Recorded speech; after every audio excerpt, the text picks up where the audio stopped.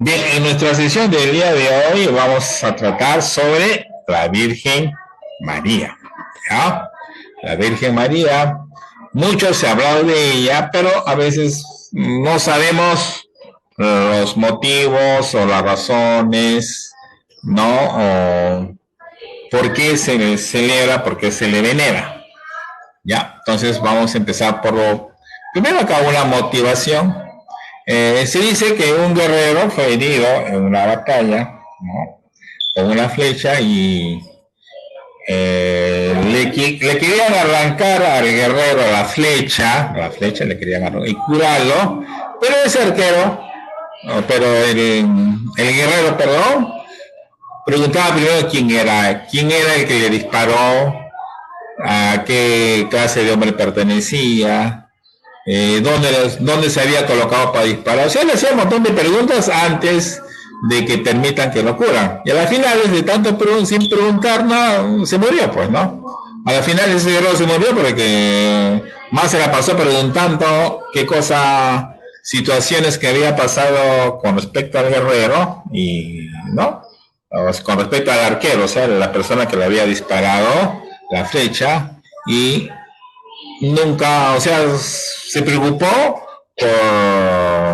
por conocer los datos de la persona que le había disparado y entonces como que se olvidaron de curarlo, ¿no? Y se murió, ¿no? Entonces, eso es algo similar con lo que hubiera pasado si María hubiera preguntado, hubiese estado preguntando, imagínense que estuviste preguntando al ángel, cuando el ángel se le presentó, ¿no? El ángel Gabriel, ¿no? Se le presentó y me pidió, ¿no? Que sea, mira al frente, ya que sea, se le presentó a, ¿sí? Al arquero, ¿cómo se llama? Al que le tiraron la flecha, le tiraron para acá, mira, para acá. Tú estás como el guerrero, justamente, o sea, estás como, o sea, no es, el arquero es el que dispara el arco, sí.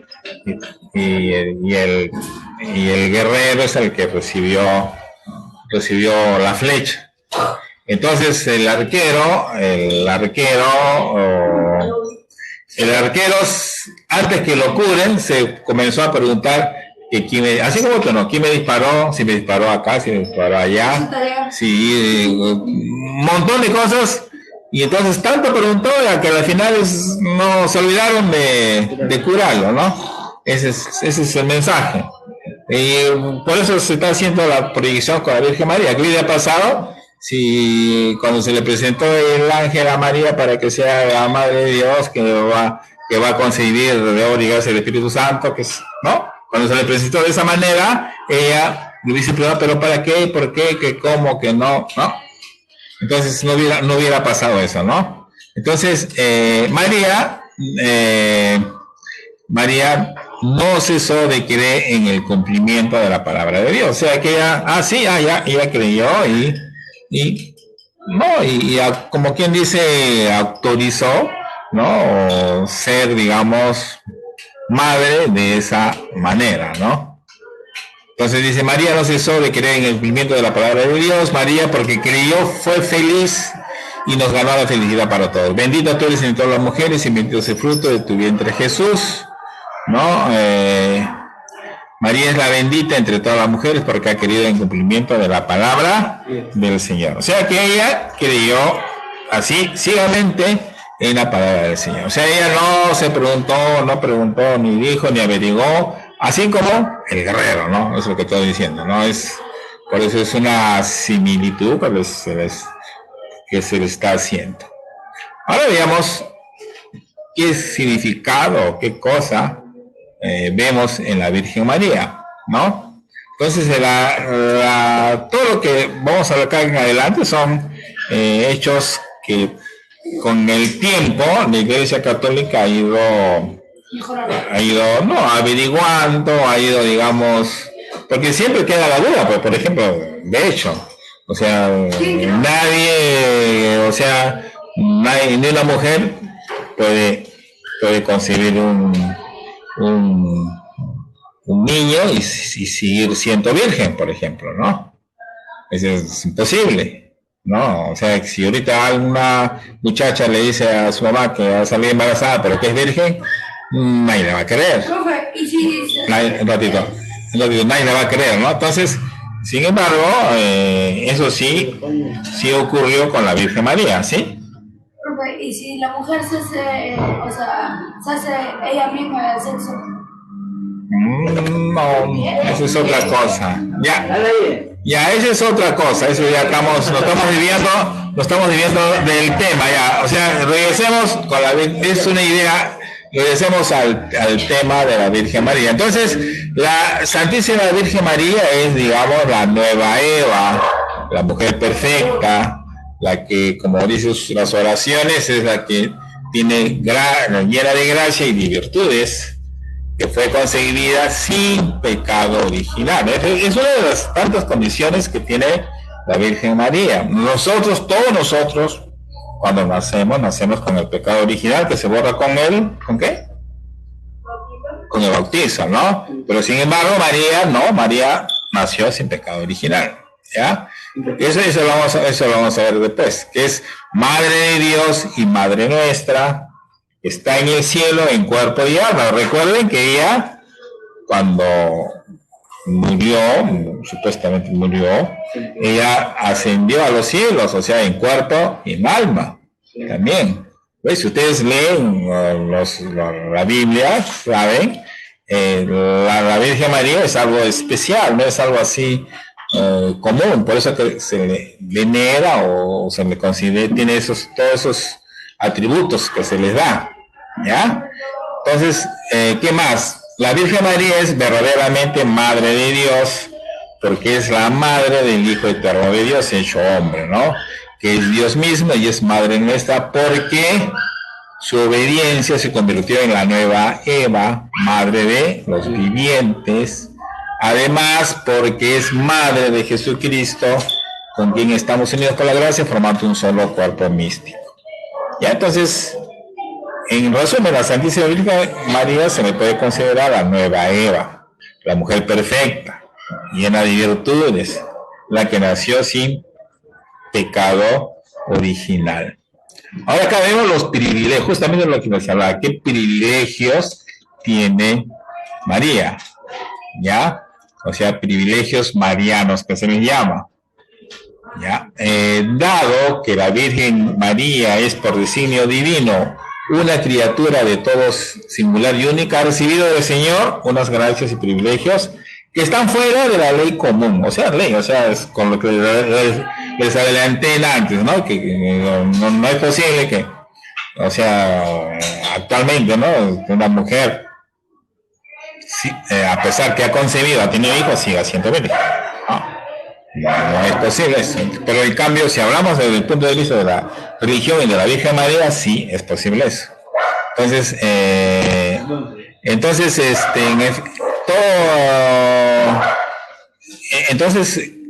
¿qué privilegios marianos o qué privilegios tiene, no? Uno hablamos de la Inmaculada Concepción. Ya, el dogma de la Inmaculada Concepción establece que María fue concebida sin mancha de pecado original, es lo que le dije al principio, ¿ya? Ahora, ese dogma es algo que tú tienes que creerlo, fue proclamado por el Papa Pío IX en el año de 1854, justamente el 8 de diciembre de 1854, en la bula Unifabulus Deus, ¿no? Esos dogmas o estos no son como concilios que se reúnen cardenales, ¿no? Y hacen esos acuerdos, ¿no? Entonces, en esa fecha ellos pronunciamos y definimos que la doctrina que sostiene que la Santísima Virgen María en el primer instante de su concepción fue por singular gracia y privilegio de Dios omnipotente en previsión de los méritos de Cristo Jesús, Salvador del género humano, preservada, inmune de toda mancha de culpa original. Entonces, aquí, en esa fecha, se le está estableciendo que ella es libre de toda culpa original, o sea que ella nació sin pecado original. Entonces, si alguien les pregunta cómo la Virgen María ella nació así, sin pecado original. No como los demás mortales que sí nacemos con nuestro pecado original. Hablamos ahora sí de la virginidad, dice virginidad perpetua. ¿Qué significa la virginidad perpetua? Entonces, la fe de la iglesia nos dice que María fue virgen antes, durante y después del parto. ¿Ya? Pues de ahí el nombre de virginidad perpetua. ¿Cómo se interpreta esto? Antes del parto, ¿no? O sea, en la misma concepción, puesto que según leemos en el Evangelio de San Lucas, concibió a Jesús no de varón, o sea que no tuvo sexo con otra persona, sino fuera de todo concurso humano. El poder del Altísimo te cubrirá con su sombra. Entonces, como que, repito, nosotros como creyentes tenemos silencio, tenemos que, un ratito, tenemos que creer, ¿no?, en estos dogmas de la iglesia, ¿sí? Pregunta, ¿a María tiene esposo? ¿Cómo? ¿A María tuvo novio? No, pues por eso, justamente, ahí vamos. Todavía esa parte es, ya, entonces mira, la primera parte, que antes del parto, no, o sea, él concibió, o sea, tuvo a un bebé, no de varón, o sea, que no tuvo contacto con un hombre. En el parto, o sea, sigue siendo virgen porque dio a luz a su hijo, escuchen, sin desgarrar el sello de la virginidad. Claro, o sea, es algo, si ustedes van a decir, los científicos van a decir que es imposible, ¿no? O sea, ustedes saben, cuando hay un parto, a las mujeres les hacen un cortecito en sus partes para que pueda salir el bebé, ¿no? Sin embargo, cuando es natural, no. Entonces, en el parto, porque dio a luz a su hijo sin desgarrar el sello de la virginidad, sin dolor, por especial y portentoso milagro del poder divino, como el rayo del sol pasa a través de un cristal sin romperlo ni mancharlo. O sea, María dio a luz sin dolor y sin desgarrar el sello de su virginidad.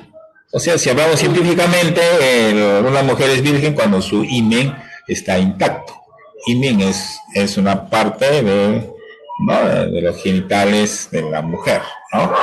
El himen. O sea, si ese himen está intacto es porque la persona no ha tenido contacto con un hombre. Ya, entonces hacemos así. Entonces, en el parto también dio a luz sin desgarrar el sello de la virginidad. Escucha, justo lo que me está preguntando, si se ha tenido novio, dice, no, después del parto, es decir, que después del nacimiento de Cristo, tampoco hubo consorcio alguno con varón. O sea, que de igual manera, después de tener a Cristo, no ha habido contacto tampoco con otro varón. Por consiguiente, no tuvo otros hijos y ni siquiera perdió la integridad de su cuerpo de manera puramente accidental. Entonces, porque también ocurre, o sea, ni siquiera accidental, porque digamos, eso también, médicamente a veces las mujeres pueden perder su virginidad de manera accidental sin tener contacto con un hombre, ¿no? O sea, hay otras maneras a veces que pierden a veces cuando hacen un ejercicio muy fuerte, muy brusco, ¿no? Entonces les puede producir eso. ¿Ya? Entonces, la virginidad perpetua de la Virgen fue proclamada en el Concilio Lateranense bajo el Papa Martín I en el año 649 y también en el Concilio III de Constantinopla en el año de 680. Entonces, mira, con esos concilios nosotros estamos estableciendo ya dos cosas. Inmaculada Concepción significa que nació sin mancha de pecado original. Virginidad perpetua, que tuvo a Jesús sin contacto de varón. En el parto parió y siguió siendo virgen. Y después del parto, no conoció más hombres, no tuvo más hijos y siguió siendo virgen. Eso es lo que se llama virginidad perpetua. Ahora, hasta ahí van dos, digamos, privilegios de María, o marianos que se le llama. Ahora, tercer privilegio, la maternidad divina de María. El dogma de la maternidad divina se refiere a que la Virgen María es verdadera Madre de Dios. Fue solemnemente definido por el Concilio de Efeso del año de 431. Tiempo después fue proclamado por otros concilios universales, el de Calcedonia y los de Constantinopla. En el año 431, siendo Papa San Clementino, dijo: si alguno no confesare que el Cristo es verdaderamente Dios y que por tanto la Santísima Virgen es Madre de Dios, porque parió según la carne al Verbo de Dios hecho carne, sea anatema. El Concilio Vaticano II, hace referencia del dogma así: desde los tiempos más antiguos la bienaventurada Virgen es honrada con el título de Madre de Dios. ¿Cuál es el problema? Ya. Estabas tranquilito por acá, ¿qué haces por ahí ahora? Ya.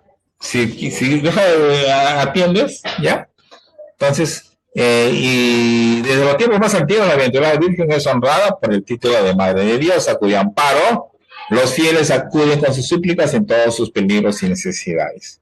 Entonces acá son tres, ¿no? Entonces, la tercera es maternidad divina de María.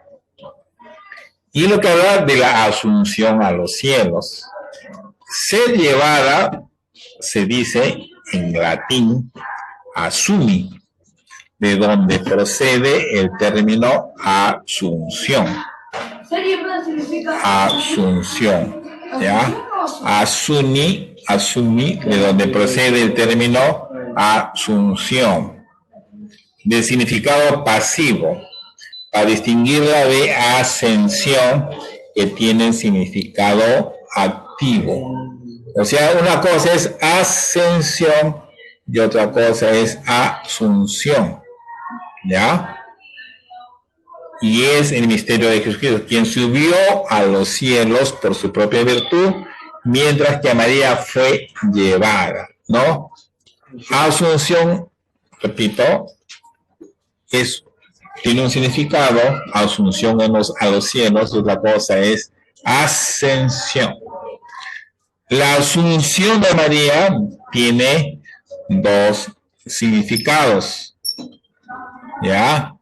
El uno es negativo, en cuando supone que su cuerpo santífico no sufrió la corrupción del sepulcro, y otro positivo, que significa la glorificación del mismo cuerpo, lo cual a su vez supone la resurrección anticipada.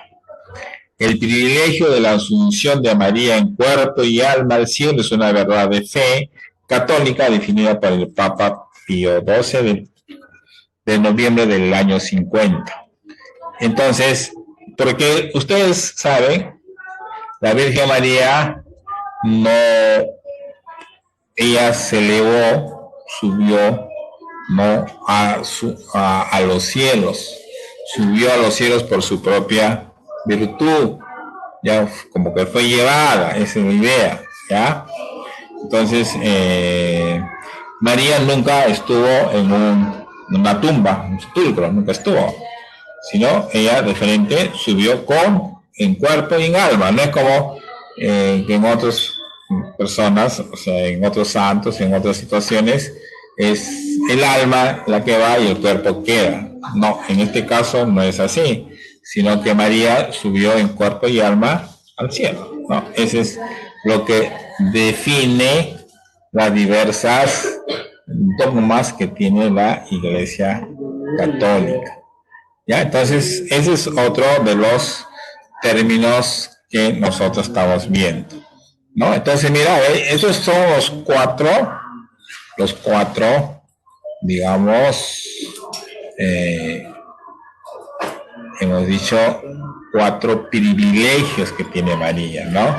Inmaculada Concepción, virginidad perpetua, maternidad divina y asunción a los cielos, ¿no? Son dogmas, situaciones que todos los católicos que tenemos fe, que creemos, debemos de creer o debemos asumir esto, ¿no? Listo, entonces vamos a hacer un breve descanso y 12:30, son 12:24, 12:30 retomamos nuevamente para continuar con dos partes más de este interesante tema, ¿ya? Entonces regresamos dentro de 12:30 aproximadamente, nos encontramos nuevamente. No falten, por favor, que voy a pasar lista nuevamente, ¿ya? Listo. A la ya, entonces vamos a continuar ahora con el culto a la Virgen María. Nosotros regresamos acá a nuestro año. Nosotros siempre se rinde culto a la Virgen María, pero la Virgen María tiene un culto muy especial, ¿ya? Dice, la Virgen María no puede ser objeto de culto, de adoración o latría. La adoración solo corresponde a Dios, pero a la Virgen se le venera de una manera especial, ¿ya? En la iglesia ese culto se llama hiperdulía, que es una veneración mayor que se da a los santos del cielo. O sea, digamos, nosotros tenemos nuestros santos, veneramos a esos santos de una manera. Entonces, ese se llama culto de dulía, de veneración. Pero a la Virgen María no le damos ese, por decir, pequeño culto, sino le damos un culto de veneración mayor, que se llama hiperdulía, ¿ya? Entonces, siempre a la Virgen María se les da otro tipo de adoración, una adoración mucho mayor a la común, mucho mayor a la que se da normalmente a un santo cualquiera. El culto a la Virgen tiene muchas raíces profundas, ¿no? Y sólidos fundamentos en las verdades de la doctrina católica, tales como la singular dignidad de María por ser madre del Hijo de Dios, su cooperación incondicional en la obra de la salvación llevada a cabo por su Hijo, su santidad plena en el momento de su concepción inmaculada, su misión y el puesto que ocupa, su incesante y eficaz intersección a favor de los hombres, su gloria, en fin, que ennoblece todo el género humano. En efecto, María pertenece a nuestra estirpe, ¿ya? Entonces,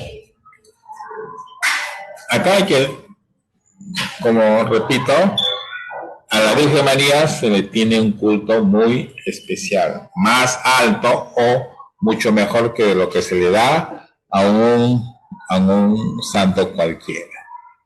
Ahora también, mira, nosotros, ustedes por ahí escuchan, Virgen de Guadalupe, Virgen de Fátima, Virgen de la Mercedes, ¿no? La Virgen de la Guadalupe. Ya, escuchan todo, ustedes escuchan muchas vírgenes, pero en realidad es una sola, nada más, es una sola. No es que existan varias vírgenes, ya, con la risa, ya, no es que existan varias vírgenes, sino solamente es una sola, sino que toma diferentes nombres. El común de la gente le da varios nombres. Eso se le conoce como advocaciones. Se conoce como advocaciones a las distintas formas de nombrar o referirnos a la Santísima Virgen. Es común que muchos cristianos por falta de información, o mejor dicho, formación, confunden a estos distintos nombres con distintas santas. A ver, escuchen. Mira, ustedes, por eso no existe varias vírgenes María, solamente es una, ¿ya? Una, es una sola, ¿ya?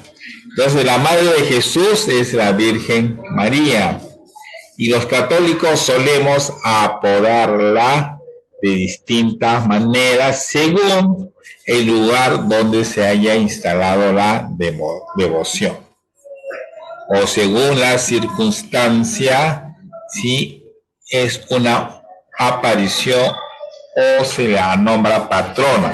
También ustedes escuchan patrona, ¿no? La patrona o la matona. Ya, de esta manera encontramos que llamamos a María, por ejemplo, como Nuestra Señora del Rosario, Virgen de Lourdes, Virgen de Fátima, Nuestra Señora de la Paz, la Virgen del Carmen y muchas formas más. Pero siempre nos estamos refiriendo a nuestra Santa Mamá del Cielo. ¿Qué niño no ha llamado a su madre cientos de maneras cariñosas, no?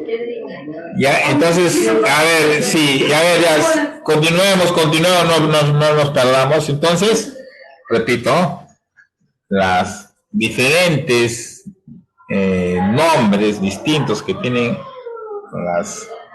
las demás vírgenes, no es que haya diferentes, solamente hay una sola, ¿ya? Es una sola nada más, sino que toma nombres, a ver, toman nombres diferentes. ¿Ya? ¿Ya? ¿Te calmas? Ya, entonces ese digamos las advocaciones de la Virgen María.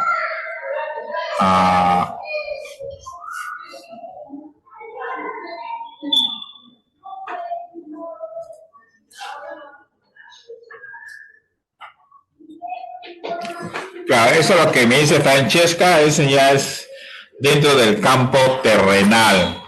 Lo que estamos hablando nosotros, por ejemplo, de la que es virginidad, en el caso, a ver, por favor, en el caso de la virginidad de María, esas son situaciones de tipo dogmas, o sea, los dogmas son creencias católicas que se deben de creer.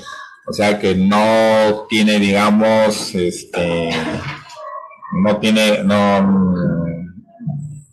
lo que parece imposible, se tiene que creer. Tú eres católica, todos somos católicos, somos creyentes, debemos de, digamos, creer, digamos, con esta parte que nos habla de la virginidad perpetua. ¿No? Porque, por ejemplo, ahorita cualquier chica que diga a su mamá, ¿sabe qué? Que estoy embarazada, déjame hablar, que estoy embarazada, pero que soy virgen, su mamá, ni un médico te va a querer, porque no es cierto, ¿no? Y lo que tú dices en tu comentario, Francesca, a veces ya es de un punto de vista personal, ¿no? Que a veces sí, muchas de las mujeres o hombres hacen lo que tú mencionas en lo que me has escrito. Continuamos, y entonces las diversas situaciones que se presentan o advocaciones, sí es cierto, ¿no? Entonces, advocaciones, o sea, advocaciones son los nombres que conocemos a la misma Virgen, pero con otros nombres, ¿ya? Y eso mayormente ocurre a veces, bueno, acá en el Perú somos devotos. Ustedes van a provincias, hay una patrona, hay una Virgen con un nombre. Van a otro país, tienen la misma Virgen tiene otro nombre, y así sucesivamente, ¿ya? Entonces, ya ¿ves? Ahora hemos compartido un poco la figura de la Virgen María, conocer un poco más de ella, porque a veces nosotros nos preguntamos por qué tanto se venera, ¿no? ¿Por qué hablamos tanto de ella? ¿No? Porque justamente tiene esos dones especiales, ¿no? Que hemos visto hace momento, ¿no? Esos dones especiales o esos, digamos, lo que hemos visto, privilegios marianos. Tiene esos privilegios que no lo tiene el común de la gente, ni siquiera algunos santos o santas. ¿Ya? Entonces, este sería el tema de hoy que hemos compartido con ustedes de la Virgen María. En el curso de religión solamente la otra semana tocaremos el último tema porque el jueves 8, justamente Inmaculada Concepción, es feriado, no vamos a tener clases, más que seguro, entonces vamos a hacer solamente una clase más para prepararnos para nuestros exámenes bimestrales, ¿ya? Bimestrales ya finales. Ustedes en su tarea les he escogido estas 5 preguntas que están acá. Por ejemplo, ¿quién es la Virgen María? Que es fácil, ustedes lo pueden ver, está en la lectura que tienen acá. ¿Por qué es Madre de Dios y Madre Nuestra? También lo tienen acá en la lectura.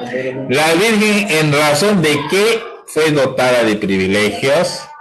Hemos visto los privilegios que tiene, ¿no? De pura de pecado, que sigue siendo virgen, etcétera, etcétera. ¿Cuáles son los privilegios con que fue adornada la Virgen? Eso es justamente lo que les estoy mencionando. Y cómo se venera a la Virgen, ¿no? Todas esas 5 preguntitas están en su tarea que ustedes la pueden contestar a través de la plataforma. Ya, ese sería todo el tema que tenemos el día de hoy. Entonces, hasta acá nos quedamos hasta acá. Y ustedes quédense, no solamente hablando con los alumnos virtuales. Sí. Ya, entonces, entonces hasta acá será nuestra clase, repito, y hagan sus tareas, por favor, alumnos. Estoy viendo que algunos no me están mandando tareas. Tienen que enviarme sus tareas, si no, ¿cómo les pongo nota? No hay tareas que no. Y recuerden que su nota de sus tareas se replica como nota de cuaderno. Ustedes no presentan tarea, son 2 notas menos que tienen. También les recuerdo que tienen que hacerme su exposición de biología. Ya me queda también con ustedes 1 o 2 semanas. En estas 2 semanas no exponen, se van a quedar sin nota de exposición. Yo tengo 1 hora libre siempre, la vez pasada solamente hice un alumno. Esta semana quiero que cualquier alumno virtual o presencial tiene que realizar su exposición. La exposición que van a dar ustedes en biología les va a valer para los cursos de religión y para el curso de razonamiento matemático. Si ustedes no presentan ninguna exposición, entonces van a tener desaprobados las prácticas, las exposiciones también en los demás cursos. Ya, entonces hasta ahí nos quedamos, nos vemos hasta el día lunes. Tengan un muy buen fin de semana. Bye bye.